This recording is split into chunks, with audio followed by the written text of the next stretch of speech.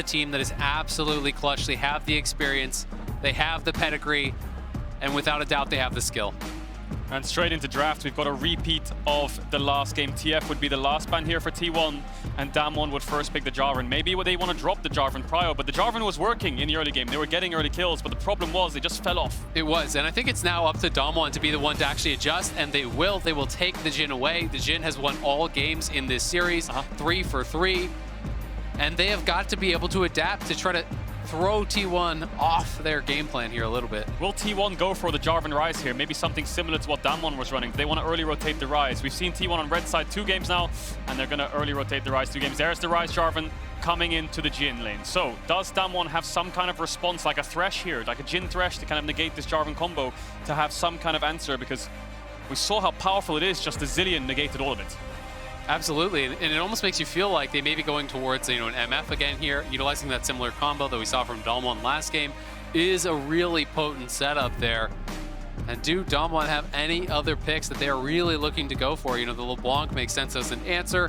Could be something like the Xin if they want to go for, early power, similar to what Owner actually did against them last game. Definitely think that in general, the Xin's out, that ultimate, that additional tankiness makes it so hard to play around. And Zillion now always going to be a factor as we head later and later into this series. Something that has to be considered by both sides, but now will they match jungle, or they risk getting that pool pinched as we head into the second ban phase?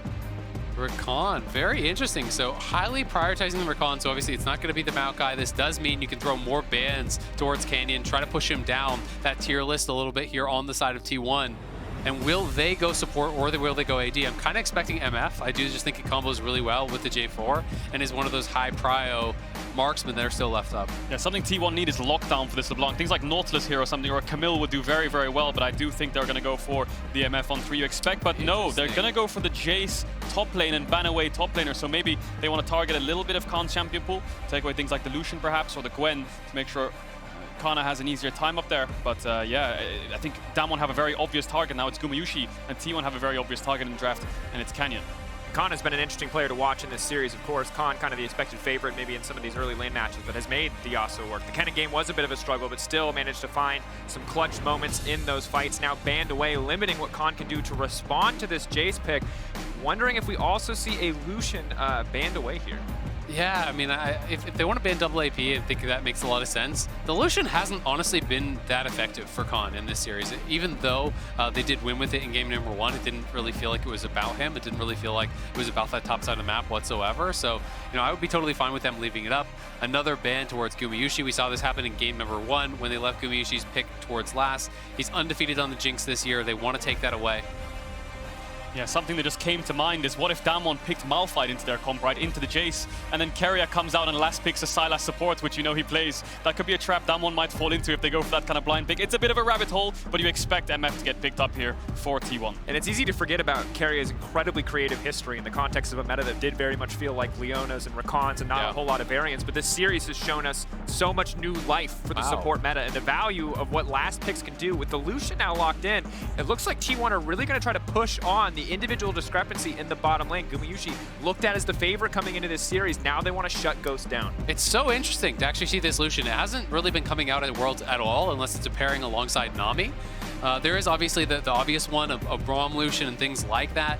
Thresh is available if you want to go really aggressive, but it's going to be about this 5th pick support counter. The Zillion was so brilliant from Keria last game. Does he have another pick along these lines that can really be game-changing? They probably see value in taking away Lucian to AD to stop Khan from getting it and giving him an extra dash against the Jarvan.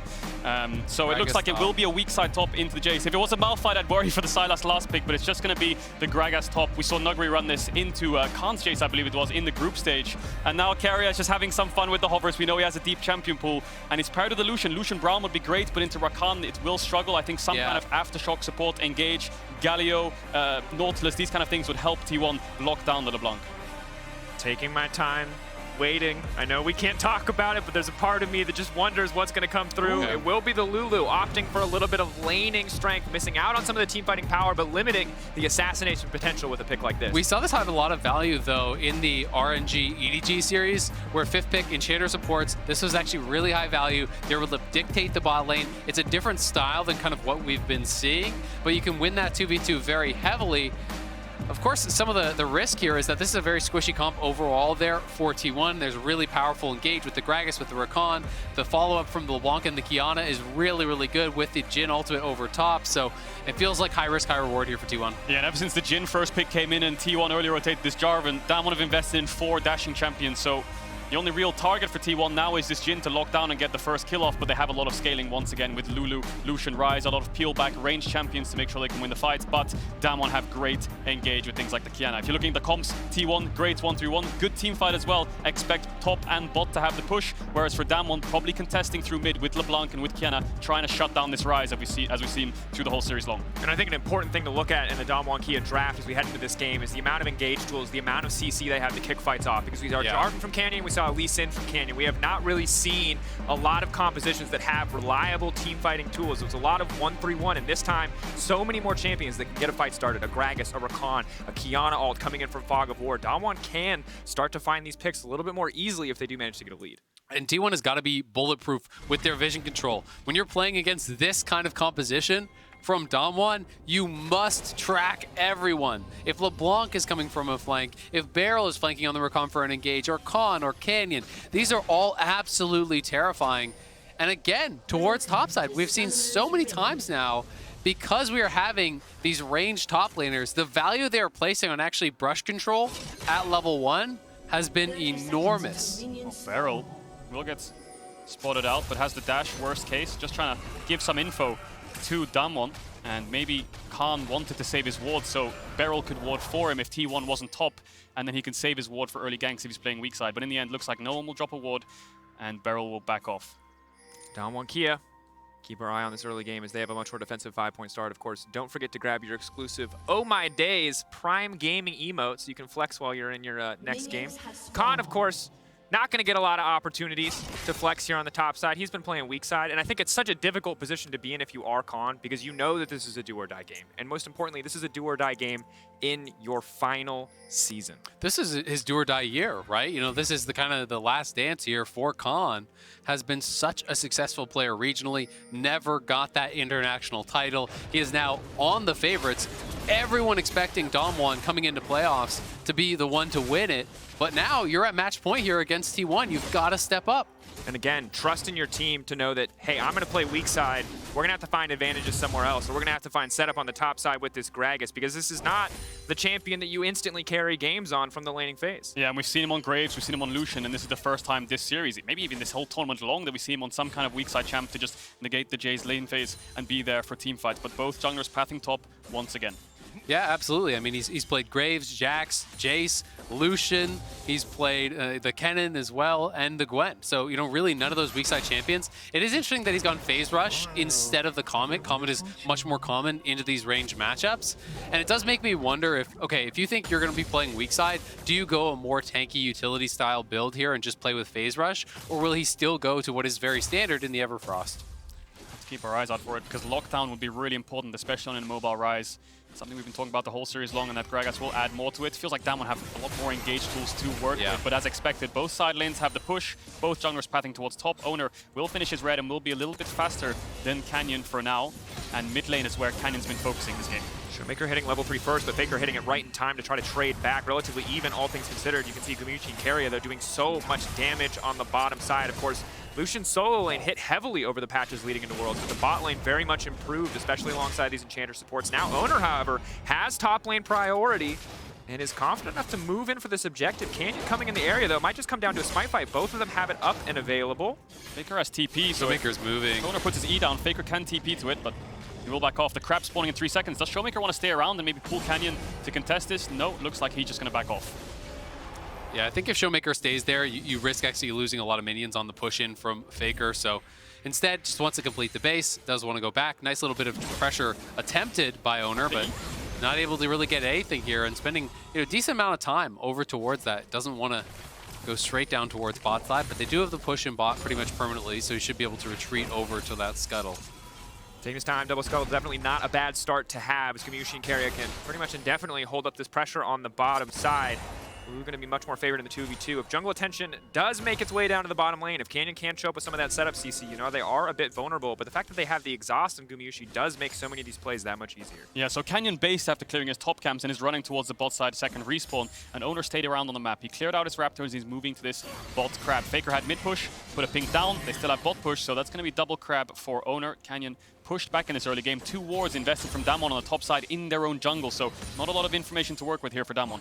It's also worth noting that T1's bot lane is actually playing Exhaust Ignite, so there is no heal, there is no cleanse. You know, there's that kind of lack of summoner that you do expect. And it can be very powerful, but I mean, there is the potential to really burst down some of these champions despite having Guardian. Yeah, both sides matching here. Ghost and Barrel also prepared for that. Of course, Ghost at this point in the game, probably not enough damage to get through the Lulu as well. Khan not notoriously the highest damage support, but again, Canyon on the bottom side is always going to pose a threat. Of course, he's there too late to try to contest the Scuttle Crab as we see Khan getting pushed in here, but with Kana out of mana, might be a bit easier for Khan to hold the wave. That said, Kana not afraid. Happy to step up here, knowing the Canyon's on the bottom side, can push in, maybe start to lay down some damage and try to get a play. Look at Showmaker though, he just placed a pink in the top side river. Looks like the Scuttle Crab vision will run out and Khan will probably have to base after that trade. You imagine Kana might want to try to fast push this and base himself and save TP. If he can get TP advantage in this lane, that really helps him to play more aggressive. Will push in the wave. I expect maybe Khan wants to TP back onto it to make sure that there's a TP trade-off. Kana should push in. Khan, expect to see it come out. Boots of Lucidity early on. Again, feels not very much playing for lane here. Boots of Lucidity just for a little bit of extra CDR, very important on the Gragas. Of course, want to get those cooldowns as low as humanly possible. But Kana now, with a potential TP advantage, if Khan cannot force this wave out fast enough, could be big for the bottom side of the map. If you stop. Faker could be in trouble here if they can land the chain. Canyon is in the area they're going. Locking him down, going through the chain. Will connect Canyon in the area. That's the Water Blade coming through. Level 6 Faker, not nearly enough. One more auto. First blood for Showmaker. Yeah, really clean execution there from Damwon. Canyon flashing forwards to make sure the root lands. Really good chain coming out from Showmaker. And maybe if Kana saved TP there, he could have matched this play and made sure it's a 1-for-1. Owner's around and he's not spotted just yet. Faker doesn't have TP, of course.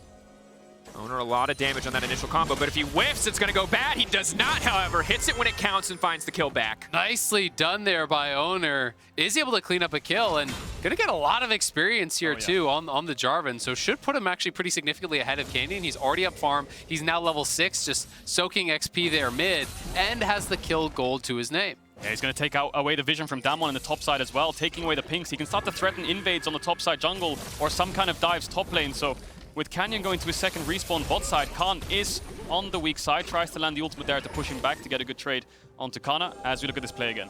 Yeah, you can see it one more time. It's just all about the setup here. Faker, as soon as that chain lands, he tries to flash, but you're never going to create enough distance. Canyon flashing in, immediate follow-up. Just really well done there from Damwon. Yeah, no, there's a pink ward right there, but he hugs the wall as he moves around into river, so you can't actually get vision of him. Spots out Canyon going towards his top side camps, lands the EQ, auto attack, and the whip finishes him off. And clearly just knowing the damage thresholds there, knowing he could actually pick that up was really well done. They're feeling themselves after those kills. Showmaker going, whoa! You love to see it as Faker looking for Khan. On, debating if he wants to step forward here. Recall will not get canceled as Faker takes the blast cone out to safety, but important to note, Damwon Kia, again, the pressure is on them to find the win here. T1 have the luxury of losing another game, of going to game 5 before they have to be concerned. Can play this one out with a lot of confidence, pretty comfortably comparatively. Yeah, topside is a little bit of a concerning disadvantage, though. You know, Khan had taken some really bad trades. Kana doing a good job actually pressuring him very heavily on this Gragas. The Lucidity Boot's not going to do a ton for that laning power, so, you know, after he was forced back off the TP, he did lose a plate. He did lose about 2 full waves in the disadvantage, and now Carrier just trying to farm up that Spell Thieves. And as we saw the mid-wave die and go to Owner, he got an XP advantage, but Faker's down a level, and Showmaker, we saw, was quite ahead in gold with the kill and with the CS difference. And Showmaker this year, including this series, is 10-1 on LeBlanc right now. He's only ever lost one singular game. So definitely quite a scary opponent to have on LeBlanc, because Owner's just going to start up this Herald. Keria has moved here, and the problem T1 have had this series is Faker can't contest mid-push because he's isolated so easily by the setup of Damwon's mid-jungle. So they use their side laners to move mid and then start the objective to help Faker get to it himself. But right now he looks a little bit zoned away. Might turn into some kind of 4v4. Lots going to come down to how the J4 and the Kiana ultimates are used. Tons of burst damage on both sides if they can find a single target to isolate. Khan over the wall, a lot more immediate utility. Does mean a trade-off in damage, but it is just going to be the concession here, giving up the Herald. T1 not wanting to overpush for that one. I just felt like the positioning from Beryl was too good. Him playing in the pit there pretty much stops you from being able to move forward whatsoever. If T1 all step forward to actually try to contest that Herald take, well, it's a free engage for Beryl over the wall with his ultimate available, so T1, that is one of the disadvantages you have in these early skirmishes. Enchanters like Lulu early game are just so much weaker than that of the Rakan. And a lot of the times during the series, the reason T1 can walk up and contest these Heralds is because they have something that makes Damwon scared. Lissandra ultimates, a cannon on the flank, some kind of engage from their support, so they have to back away. But in that case, they didn't really have anything to threaten Damwon to push them back. Faker was isolated off to the side. Jace could only really poke, so you're just looking at a Jarvan engage with a Lulu ultimate, so not a lot of damage. Damwon not showing any signs of fear here, even though they're down match points, will secure themselves a Herald. And I think it's good that you highlight the J4 here in this context, because the champion has been incredibly good against teams with a lot of immobile AD carries, or immobile carries rather. And while there is a Jhin on the side of Damwon Kia, both Showmaker and Canyon highly mobile, very easy for them to get out of that Cataclysm, not nearly the reliable engage of the Lissandra like you highlighted, and really pressure on Owner to get something done. He has been a standout in the series thus far, but this champion, if you start to fall behind, feels a lot less impactful. You also don't really have dive buddies in this composition, so it feels more like one of those games where you ult in and then you just flag and drag back, and you're kind of just using it to create space to try to lock someone down, allow your carries to really follow up, because there's no dive buddy here. You're not going to just ult into the backline and one-shot someone with the follow-through. Yeah, 4 ranged champions if you count Jace on the side of T1 with the Jarvan. And we talked a lot about teamfights being kind of decided by T1 when they're running the Yasuo comps and the Kennen comps. The second they pull the trigger, Damwon kites back with their single target damage and then re-engages with things like Draven. This time around, it's the opposite way around. Damwon have been the ones to look for the engage with Rakan, with Gragas, with Kiana. And T1, the only real zone they have is the Jarvan ult, as Azael correctly pointed out there, and he'll just EQ away. So need to make sure these 4 ranged champions can get back far enough to dodge the engage from Damwon and then turn with the damage from the culling, from the roots, from the Everfrost. And something that Damwon is so good at doing is not just executing on these engages, but threatening them. Their setup around objectives is one of the things that anyone who plays against them will talk about, how it feels so oppressive to try to walk over to a dragon, because Damwon clear out vision effectively. They sweep out any possible TP wards. They're playing from multiple angles, which makes it really difficult to approach with one of these style of compositions that T1 has. Yeah, they just choke you out of your own jungle, and then they just have creativity to facilitate their setup, whether they're looking for single picks, whether they're looking for flank engages with things like the Kennen. They know what they want to do, and they're very decisive around how they approach the objective, whether it's starting or turning or committing to the objective and getting out or looking for picks. And Damwon still control towards the top side, still have Herald in their back pockets, and similar to last game, Keria is just being the defensive tool to try to negate any kind of play. Damwon Kia pushing in on the top side of the map, playing with confidence, certainly have more than enough CC to lock up and take down a single member, but it is T1 who are on match point. T1, the expected underdogs in this series, a team full of rookies. Outside of Faker and Keria, every player getting trained on this lineup, but now the double chain's coming in. Second chain gonna lack Beryl there with the ball. Canyon ready to go in, moving through with the water blade and finding the kill. It's a clean dive from Damwon Kia. Yeah, as expected, once again, you're playing an immobile mage in Rise with no flash now in the mid lane. TP coming up to Gumayushi. That's gonna be Khan coming in. Here comes the Gragas. Body slam, can leap forward, trying to fire back with a little bit of damage onto Ghost. Immediately gets interrupted. Gale Force through will not be enough, and Ghost gonna grab the kill. Damwon off to a good early game start here. They have the Herald. They're going to get the Dragon once again. Neutral objectives always going in Damwon's favor, it feels like this series. And again, we talked about it. Immobile Mage into LeBlanc, into Rakan, into Kiana. Have to play so safe. Faker dying twice now. Gumayushi was winning out in the isolated bot 1v1. Gets TP'd on and dies. And now all of this winning lane in bot that you once had that's kept T1 with push in top because Keria can move there has now faded away. And part of the difficulty is that because Damwon actually took the Herald early, Keria hasn't been able to lane. They haven't been able to utilize that 2v2 advantage. He's been trying to match these plays, and Faker could be in trouble. And if the man just connects, Faker could be in trouble, but he's still, there's just too much CC. It's a pile-in. Faker instantly taken down. Owner on the way in.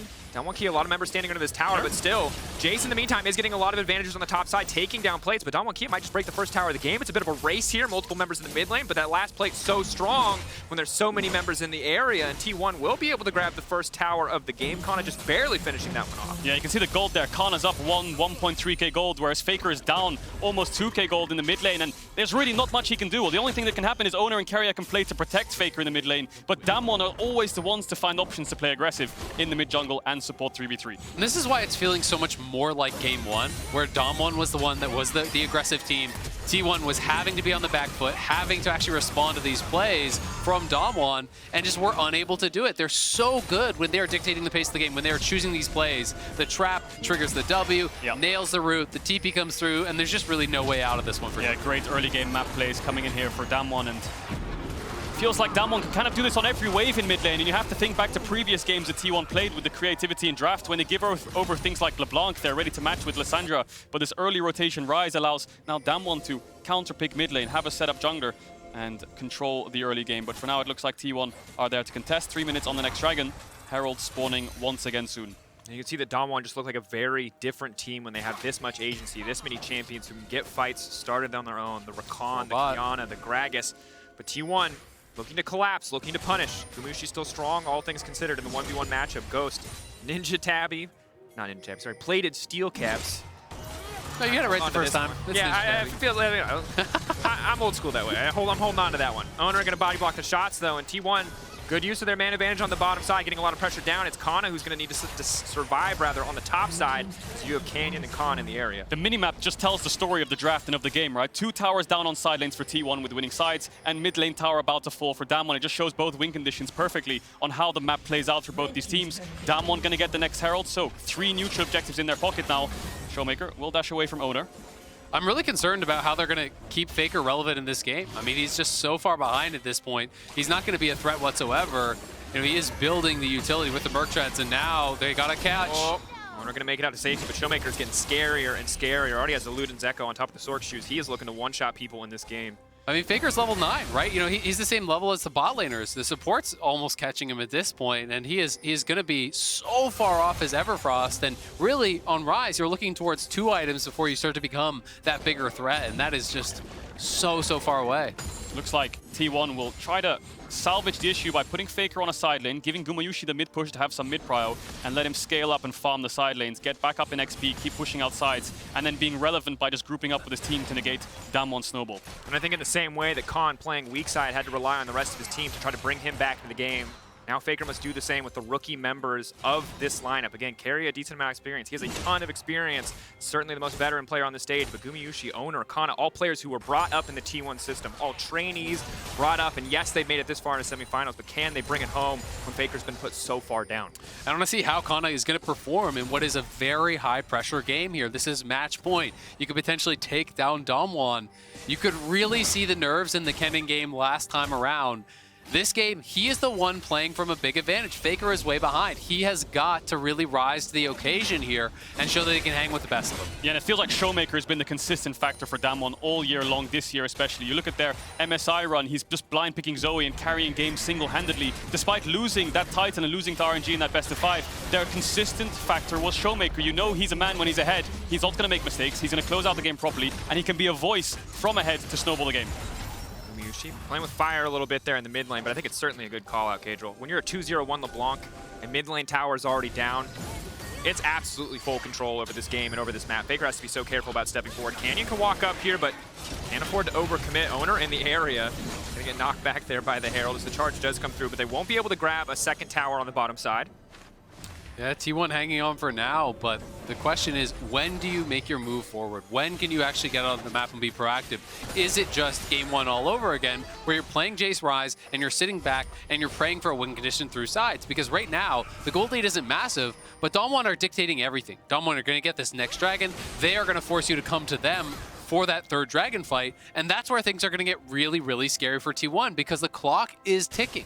And if you are pushing into Fog of War against a LeBlanc, when you have so few reliable lockdown tools to stop her, it is incredibly difficult to play the game. Yes, you can polymorph her. Yes, you can go for the Everfrost if she leaps directly into you, but Showmaker's not a player that's going to let that happen, and Jarvan is not a champion who provides CC fast enough to stop it. Yeah, target selection is going to be the aim of the game for T1 here, with their kind of backs against the wall, because they're just getting pushed so far back into their own jungle.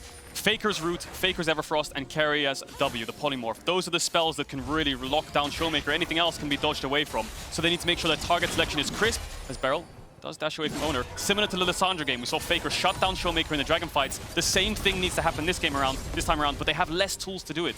Yeah, they have less tools and they have less immediate tools. So even the root from the Rise, needs to be prepped. You have to do the Spell Flux, then the root to actually land that. There's the delay, as you said, on the Jarvan knock up as well. So we'll see if Carry can find that instant polymorph or something along those lines. Gumayusi is very strong right now. He is ahead. He actually skipped boots to just rush straight to a 2-item power spike here. Does have the Gale Force, has the Essence Reaver, so he's going crit Lucian. And it's something that scales really, really well now with this style of build and with an Enchanter in your back pocket. Definitely something we need to keep our eye on, especially as he was the player with the big leads in the laning phase, almost 200 CS to the 159 of Ghost. And Ghost is doing what he can to catch back up in this game, but he is just going to be utility at this moment, whereas Gumayusi has the damage to carry a fight if he's positioned to do so. Always has to be careful and can never afford to get chained here, or things could turn against him so rapidly. He does not have the cleanse, he does not have the QSS. He opted for the exhaust, which will mitigate the damage, but if the CC comes through, Damwon Kia have the follow-up. And this game is going to play out exactly as the last 3 games have played. Cross maps traded for side lane towers, and then matching towards mid. That's exactly what's going to happen when this next dragon spawns in 3 minutes. Both teams are going to group up mid, and they're going to go aggressive. Gumayusi, Gale Force is traded back and forth. Canyon in the midst of the entire team. The knockup is there, Wild Growth, but now Gumayusi is overstayed as well. Carry needs to move forward to buy block. That's going to be the catch. Now Faker knocked back the entire team, and he's just so squishy. That's the lockup coming in from Showmaker. He's fishing for a few more kills. T1 pulling back in the mid lane. Damwon Kia, the flash forward, the body slam. Carrier gonna get locked up. No, the flash comes out, but Showmaker still manages to find the kill on a rampage. He will not go out quickly. Now Showmaker leaping in. Oh, baby, not the next Faker. Showmaker popping off. Welcome to the show. 5-0-1. Damwon up against it, and who else but Showmaker, their star, to push them to a potential game 5 here. He is looking amazing in this game number 4. And T1 went for a proactive play. You could feel the desperation a little bit. They want to make something happen. They want to find a look here. And Gumayusi knows that he's going in with the ultimate. He follows the Gale Force with one of his own. The exhaust comes through on Canyon, but the CC is there for so long. Yeah, and as you see it in the Axe effect replay, Gumayusi is the one who tries to start the game in a snowballing effect by going aggressive onto Ghost and pushing him back and getting his summoners. The problem is there's no objective there available, even if the play does work out. And who's ready to respond to mistakes and overextensions? It's Showmaker. He arrives just in time and cleans up, and he's going to solo kill Faker! Oh, Showmaker showing up here when it matters most. Game 4, 6-0-1. You just cannot outplay a LeBlanc that is that fed. Absolutely. And it's just such a battle between these two legendary teams. It's T1, the greatest organization of all time. Faker, the undisputed greatest player of all time, coming up against Damwon, who has been on such an incredible run over these last 2 years, trying to build up their resume, to challenge as one of those greats, as one of those organizations that will never be forgotten. And they're making a great case for themselves. And now, when you look ahead towards what could be a Game 5, we're not there yet, but it's a 4K lead, and Damwon Kia are in control. Damwon Kia trying to push away the T1 legacy as the most famous, as the most successful organization in the world, and certainly the most successful organization coming out of the LCK to go back to finals, to try to defend their trophy. If they can do that, they become the next name on a list alongside T1. Below them, organizations like Gen.G, formerly Samsung, who have tried to make it, who have found multiple titles. Damwon Kia will be up there with the greatest of all time. Yeah, and it all comes off the back of Showmaker. 4,000 gold ahead of Faker as he looks for his one step closer to a 4th world title. 3 levels up as well. Showmaker dominates the entire map right now. Look at where T1 are standing. No one can walk up on any lane until they see where Showmaker is. 30 seconds on the next dragon will put Damwon on Mountain Soul Point. As a stopwatch, as a 10-stack Medjai's, no one can afford to walk alone through Fog of War on the side of T1. Showmaker going to be able to easily pick up these kills if he sees a single opportunity. So hard now for Team 1 to find a way to play out of this game. Maybe they can find a pick on someone who isn't Showmaker. Maybe they can lock down Ghost, but Barrel's in the area, Canyon's in the area. T1 have to be careful. Every decision they make with Showmaker in the fight is high risk at this point in the game. And your hope as T1 is to somehow lock down Showmaker, burst him down, because he is the gold lead for Damwon. If you can somehow eliminate that player, you can maybe make something happen. But is it desperation time here for T1? Are they willing to do something like a risky Baron or some sort of crazy engage and try to flip the game? Yeah, T1 have to look for some kind of super play right now. They're just so far behind and they don't have the tools to negate the LeBlanc in fights. Forcing Nash or forcing some kind of play is what they have to do, because the longer this game goes, the worse it gets. Showmaker is only going to get stronger, and they're on Mountain Soul Point now, Damwon. So T1 pushing down mid haven't found anything. T1 are so far behind that even looking at that Baron cost them a Dragon and a Tier 2 tower. They only getting further down as Damwon Kia look to bring us to a Game 5. And T1 didn't even clear out the pit. There's still a ward sitting there, so there was no risk ever for Damwon. You're never going to check into the river when you see T1 isn't starting the Baron, and T1 just didn't clear that out. So Khan pushes for free on bot side, takes the Tier 2. Canyon solos out that Dragon, and the three-man squad here from Damwon just sit mid, pick up the farm, and continue that march towards what looks to be that inevitable 5th game. Faker clearing out on the side lane, have to grab as much farm as humanly possible. But again, T1 in general just have to grasp at straws, have to look for singular opportunities, have to hope and pray that Damwon overextend or overcommit.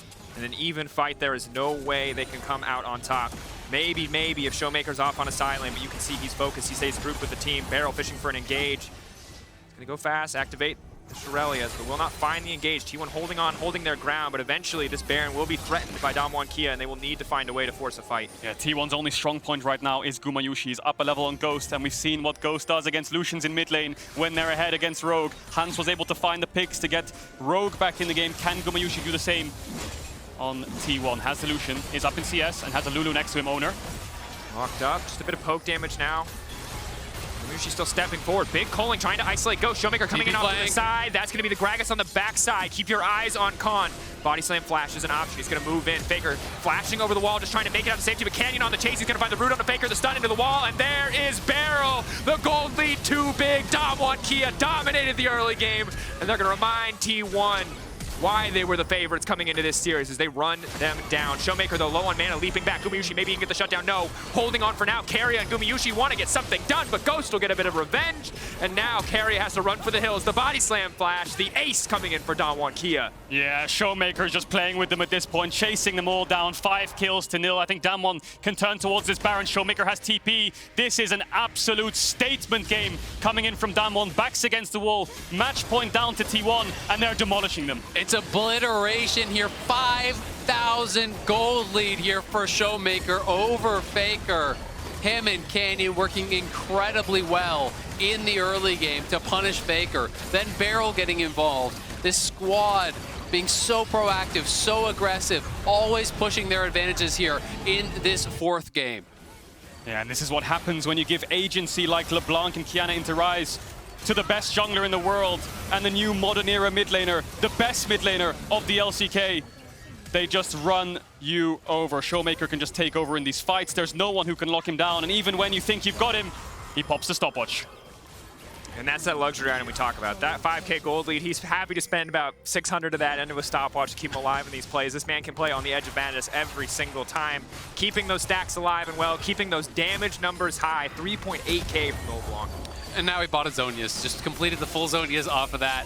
Bad goes to worse when you see that inventory now on Showmaker. And for T1, you're hoping for the miracle, but realistically, you're planning for Game 5. You're thinking about what you could change. And to me, this series has been defined by proactivity, the teams that can go aggressive, that can dictate plays. And in Game 4, it has been all about Damwon.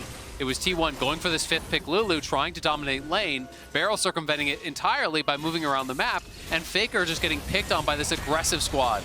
Showmaker leaping forward without fear. Easy for him to just threaten with all of these cooldowns as Damwon Kia push in on the top side. Baron empowered minions backing them up as they break down these tier 2s. Khan just ushering a wave in the mid lane, where Faker just tries to get anything back on the side lane. Echoes of Game 1. They're important to remember. T1, they got this far in the series because they've adapted, because they've grown from what they showed us in the past.